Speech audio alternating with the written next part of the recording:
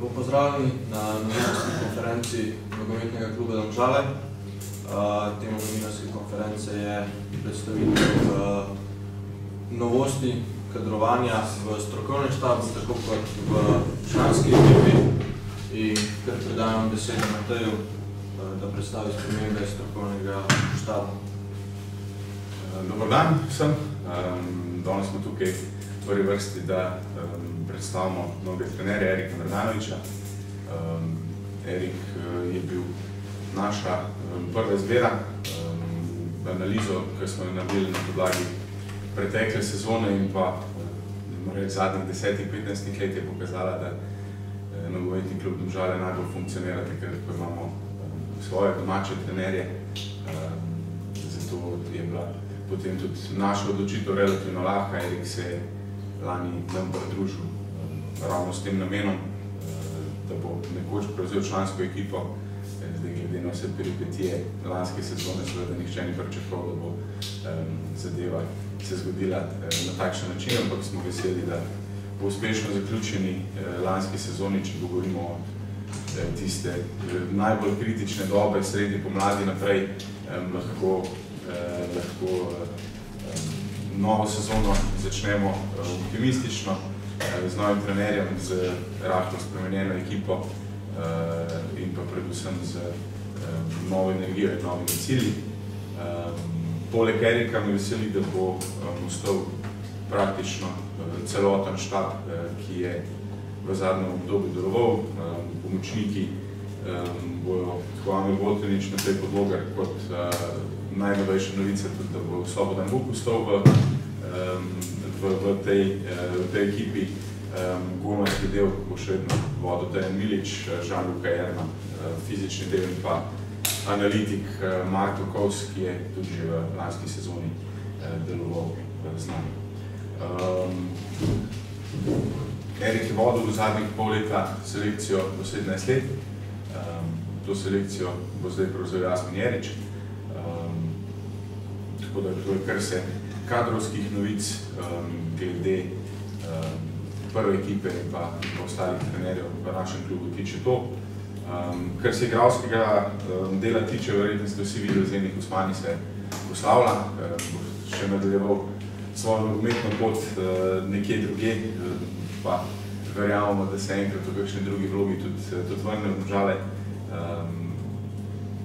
Odločili smo se, da ta moment ne bomo podaljšali pogodb z Amadejem Breclom, Mirkom Utovčičem, Ronaldom Veksom in pa Tilnom Klemenčičem.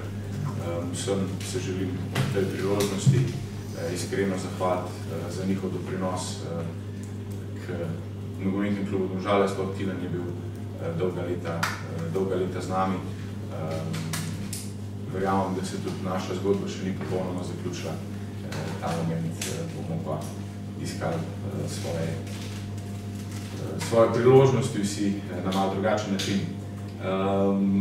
Kar me še veseli je, da smo uspeli z zelo pomembnim členom naše ekipe z Danielom Offenbacherjem skleniti novo pogodbo.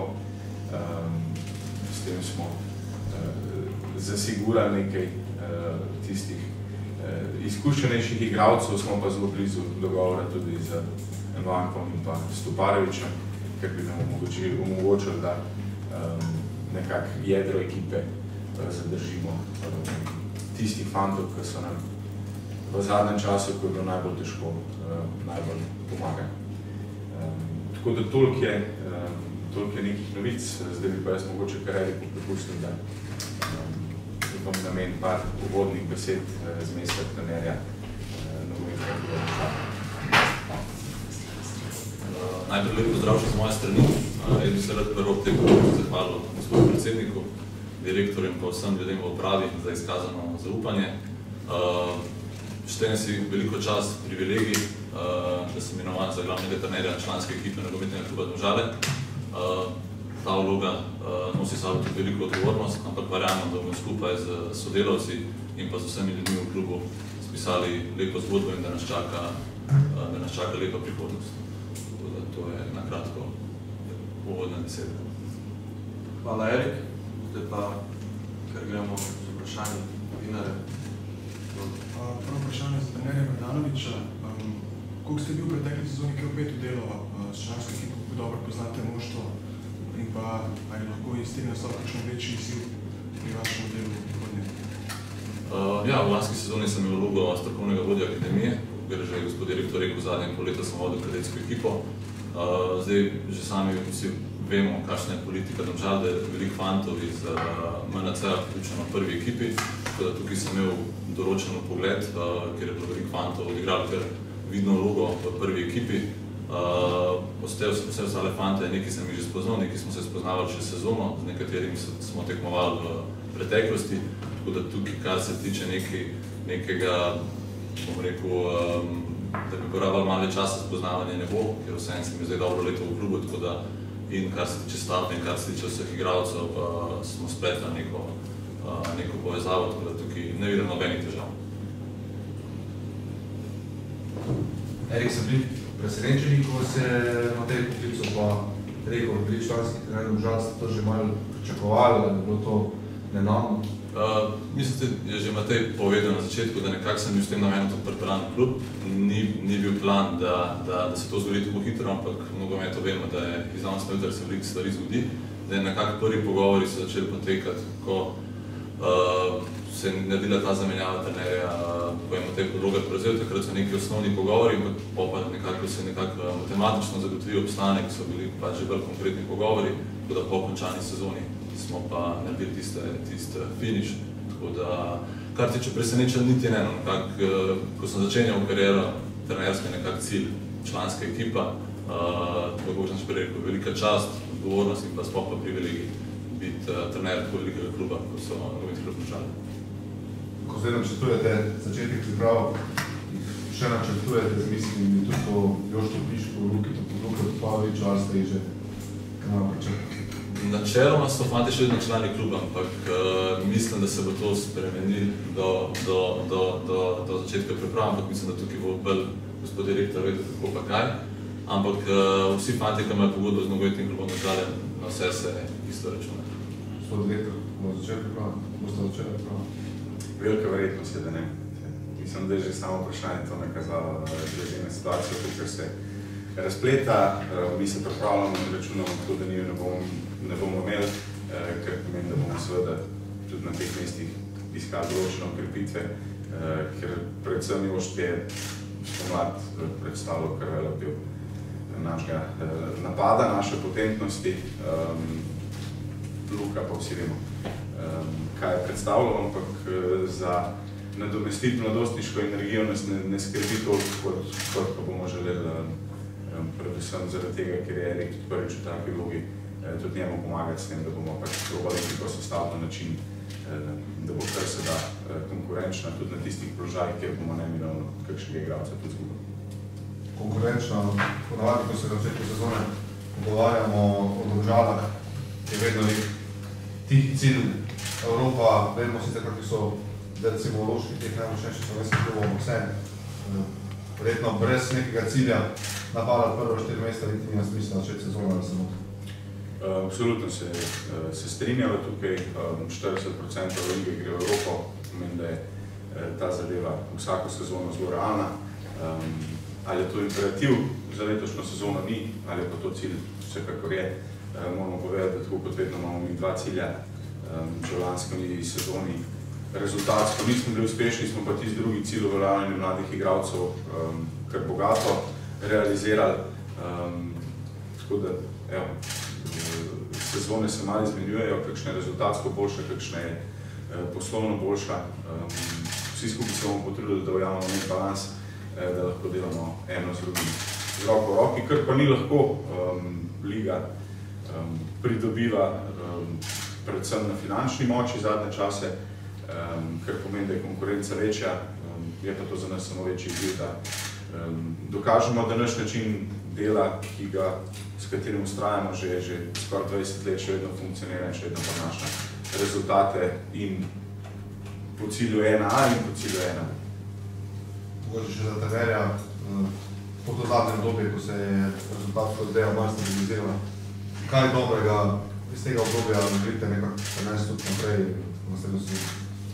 Mislim, da kvaliteta ekipe ni bila v nobenem momentu sporna, da smo pač vsi v klubu vedeli, da imamo kvalitetno ekipo. Zdaj, kaj se je dogajalo, za nazaj niti ne bi pogrel, kako pa kaj, gledam prihodnost. Me veseli, da bo jedro ekipe ostalo enako, dodali bomo definitivno nekaj fante iz mladinskega pogona, bojo začeli priprave, tudi nekaj ukrepitev bo, tako da je pa cilj nekaj, da se v začetku sploh postavi neko jedro, neka pravila, neke smernice, hvala Bogu, red in disciplina. Tako da, kar se tiče vse, mislim, da se je kar dosti pozitivnih stvari, tako da se res z nestrpnostjo pričakujem začetek priprave. Ja, da začnete priprave? Priprave začnemo 14.6. v petek, predtem se dobimo četrtek na tradicionalni večerji oziroma zboru, tako da nekako petek, sobota začnemo z uvodnim delom, s testiranjem, pa v ponedeljek pa nekako normalen trenerski proces, tako da nekako imamo 5 tednov pa pol do prve tekme, tako da mislim, da je dosti časa, sploh v taki sezoni smo fantom namenili dan, dva več nekega oddiha, počitka, tako da se tudi oni pridejo v optimalno stanje nazaj. Kakšne bi Domžale pod vašim vodstvom? Kaj je vaš cilj, moto? Mislim, da, kot je že direktor začel, Domžale so vedno imeli neko pomembno vlogo v slovenskem nogometu, kar se tiče neke dinamične igre, neke mladosti, atraktivnosti. S tem bomo strmeli tudi v novi sezoni. Kot sem že rekel, od prvega dneva bo postavljene točna določena pravila, smernice, zahteve v igri. Tudi ekipa bo na ta način selekcionirala, da bojo lahko vse te moje želje in pa želje mojega trenerskega osebja izpolnjevale. Tako da pričakujem napadanje Domžale, veliko tega dinamike, agresije, pač vse to, kar Domžale kot klub pa osebje. Mateja, kakšna je finančna kondicija kluba? Trenutno še ne najboljša, verjamemo pa, da bomo s temi prodajami, ki bomo realizirali tekom poletja zadevo, uspeli stabilizirati. Dejstvo je, da v celotni lanski sezoni, ali pa če zdaj povežemo kar 2 sezoni za nazaj, pač finančno sami sebe nismo pokrivali, ker si pač mi ne moramo privoščiti. Temu je sledila tudi pol določena sprememba politike že polet, kolikor je šlo, pa potem januarja, konkretnejše premike bomo naredili letos polet. Tako da z realizacijo tistega, kar smo do zdaj naredili, bo naša kondicija je ok, bo pa treba trdo delati za to, da bomo to ohranili. Če želiš biti konkurenčen, tako kot sem prej rekel, malo se zaostrujejo, da ne rečem temu finančni kriteriji, ampak finančni standardi v ligi z prihodom teh tujih investitorjev, tako da je treba vsak let majčkeno več nabrati za to, da lahko konkurenčno funkcioniramo, ampak jaz verjamem, da tako kot nam je vedno do zdaj uspel, nam bo tudi zdaj in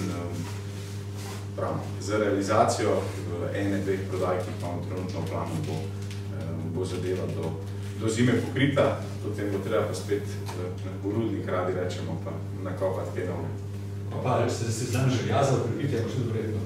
Absolutno imamo seznam želja za okrepitve, pa glede na zgodno fazo prestopnega roka ga bomo zaenkrat še zase obdržali, ker je konkurenca sploh za slovenske fante dostkrat huda, za tiste, ki nekaj pokažejo več v prvi ligi ali v drugi ligi, pa so potem za naše razmere, ki morajo biti načeloma prosti igralci, mi zelo težko si prvošmo odškodnine plačati, je konkurenca kar huda, tako da poskušali bomo biti kar se da hitri in spretni pri tem, da sestavimo tiste del ekipe, ki ocenjujemo, da nam še manjka. Teh prostih igralcev je kar velikih v Rogaški? Kar velikih v Rogaški to drži. Gospod direktor, je zgodba Lovra Štubljarja, ki je Domžale zaključena, kaj pravi? Jaz upam, da ne.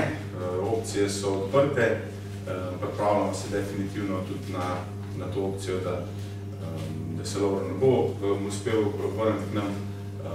Zelo smo veseli, kako je funkcioniral zadnje pol leta za tako mladega vratarja. Jaz mislim, da je veliko pokazal tudi to, da se govori o tem, da bo pač zdaj nekje druge nadaljeval, ali to Celje, ali to Empoli.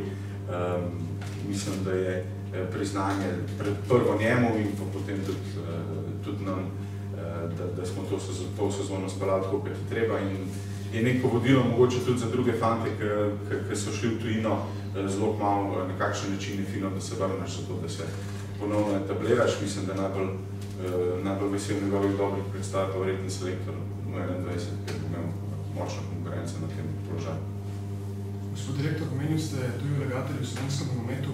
Kakšen je pa vaš pogled na to, ste bi sami kdaj kot klub blizu sodelovali s kakšnim tujim vlagateljem? Mi smo 15 let nazaj smo imeli eno kombinacijo z enimi Nemci, s tem, da smo mi zelo previdno se takrat tistega lotili, ko smo v bistvu osnovne interese kluba, ker so mladinska šola pa ta ustroj zelo čuvali, tako da smo sodelovanje, bom rekel, relativno uspešno za klub zaključili po 1-2 letih, ker tudi te naši partnerji takrat finančno niso več zmogli. Mislim, da je to nekaj, kar je nažalost skoraj nuja, sploh za tiste sredine, ki želijo biti bolj ambiciozne. V tem trenutku pri nas te nuje niti mogoče ne vidimo, vkolikor bi se ta prav strateški partner pojavil, bi valjda bili odprti za pogovore. Je pa naš način funkcioniranja in pa ustroja do te mere drugačen, da je lahko samo vzdržen tudi brez nekih zunanjih, dodatnih finančnih injekcij. Ni lahko, se pa da. Še eno vprašanje glede trenerske izbire. Je bil trener Mladanović mu dal v opciji že takrat med sezono po odhodu Dušana Kosića, takrat, ko ste potem se odločili za Mateja Logarja? Takrat je bilo zelo veliko opcij na mizi, ker je bila situacija zelo zahtevna. Ampak iskreno ne zaradi tega, ker situacija ni bila prava. Situacija takrat je bila res izjemno zahtevna, ni terjala morda toliko trenerskega znanja, kot je predvsem smo potrebovali ta pravo energijo in takrat je bila potem ocena, da Logi definitivno to lahko prinese. Tudi kot igralec je bil povezan še z nekimi fanti, ki so tukaj ostali in zaradi tega je bila takrat ocena, da je tisto optimalna izbira. Zaradi tega, ker smo pa že takrat malo predvidevali, da bo pa pri Mateju problem licenca, ki jo bo mogel narediti do konca. Je bilo pa že takrat predvidevanje, da kolikor speljamo vse tako, kot pričakujemo, da končamo potem čez nekaj časa tukaj, kjer smo danes, torej z Erikom na mestu prvega trenerja, pa z Matejem na mestu pomočnika, kjer bo dopolnjeval svoje znanje, se je izobraževal. Pa tako, kot sem rekel, mi smo najboljše serije sezon smo delali takrat, ko smo imeli nekako doma in školene trenerje, 2 ali pa 3 zapored. Vsekakor si to želimo tudi v prihodnje, zato so tudi določeni fanti prišli v klub, ne samo Erik. Imamo tukaj še druge mlade fanti, odlične trenerje, ki bojo čakali svojo priložnost, pa ne zdaj, da je to pritisk za Erika. Jaz mislim, da je to prej pomoč, ker nam je uspelo sestaviti skupino, ki dejansko funkcionira za isti cilj, si en drugmu pomaga. Tako da to nam je do zdaj v bistvu samo enkrat uspelo takrat, ker sta bila Luka pa Simon v kombinaciji in takrat se je to izkazalo za super. Največje uspehe smo v bistvu v obdobju dosegali. Tako da bom rekel, da pričakujemo zdaj play-off Lige Evropa v roku 2-3 let, ampak verjamemo, da bomo zelo kvalitetno delali in da to kvalitetno delo prinese tudi rezultate. Orisali ste prej, kako bo izgledalo jedro strokovnega štaba, ste se mogoče v zadnjih dneh oziroma tednih o kakšni vlogi v vašem klubu ali pa mladinskem pogonu pogovarjali tudi z Boštjanom Mikićem? Z Boštjanom smo imeli en sestanek. Mislim, da je naredil zelo dobro delo v mladinskem pogonu Olimpije. Temu priča tudi osvojen naslov v kadetski ekipi, za kar jim je treba čestitati. Mi si želimo, da bomo tudi v delu akademije drugo leto bolj uspešni, tako da vsi te pogovori potekajo. Zdaj, kaj pride pa do realizacije, kaj pa ne, so pa druge stvari, ampak Boštjana, jaz zelo cenim njegovo delo. Mislim, da nekako nogometna realnost je, da najbolj ceniš tiste, ki pri tvojemu rivalu ali pa konkurentu dobro delajo, ker imaš z njim največ težav, tako da z njim imamo veliko težav, tako da to pomeni tudi, da da svoje delo opravlja dobro. Verjamem pa, da pač Petoni za nas komisije. Smo imeli določene pogovore, ampak kolikor bi pa bomo pa kaj realizirali, bomo pa videli v prihodnjih dneh, tednih in mesecih.